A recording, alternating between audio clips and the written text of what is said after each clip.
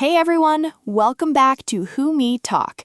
Today we're going to untangle a set of words that confuse so many English learners.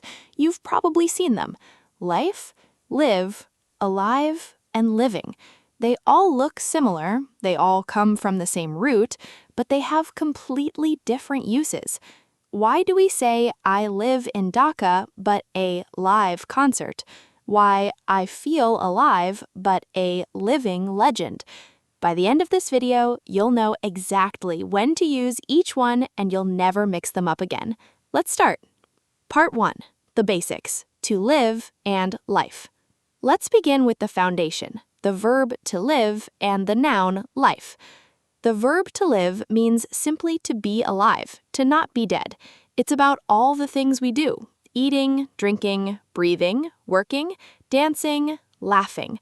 For example, I want to live a happy and meaningful life. They live in a small apartment near the city center. Now, the noun life is the entire experience of being alive.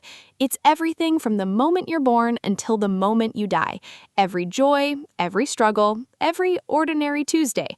It's the big picture. Life is full of surprises. She has dedicated her life to helping others. So, live is the action of being alive. Life is the whole journey. Got it? Good. Now let's get to the tricky part. Part 2. Live, the adjective you pronounce differently. Here's where English gets sneaky. The word live can also be an adjective, but it's pronounced completely differently from the verb. The verb live has a short I sound, live, rhymes with give. The adjective live has a long I sound, live, rhymes with five. What does this adjective mean?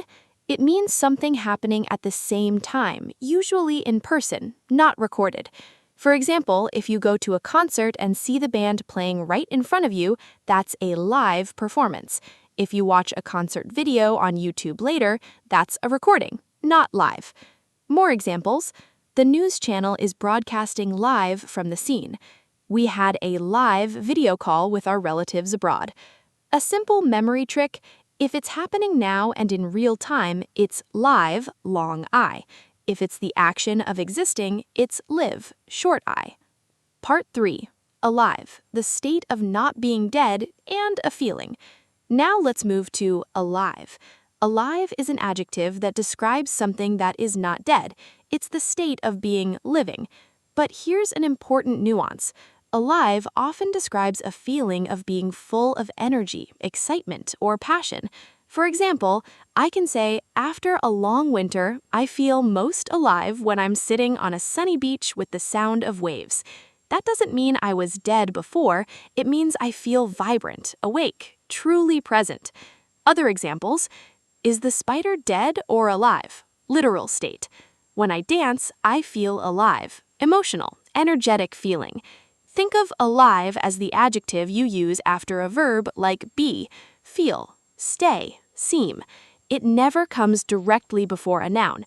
We don't say an alive person, we say a living person, which brings us to the next word. Living, the multitasker. Finally, let's look at living. This word wears many hats. Let me break them down one by one. 1. As a verb, continuous form. Living is the ing form of live used in continuous tenses. I have been living in this neighborhood for 5 years. 2. As a gerund, noun form. A gerund is an ing verb acting like a noun. You can use living as the subject or object of a sentence. Living in a big city has its pros and cons. Living with a chronic illness is incredibly challenging. 3. As an adjective. Living can describe something that is alive, or someone who is still alive despite being famous for a long time. All living creatures need water, meaning alive. Nelson Mandela was a living legend, meaning he was still alive while being a legend. Note the difference. Alive comes after the noun, living comes before the noun. A living legend, not an alive legend. 4. As a noun, to make a living. Here's a very common expression, to make a living. This means to earn money, to have an income. How do you make a living? I'm a teacher. He makes a good living as a freelance writer. So living here is a countable noun, often with the article a.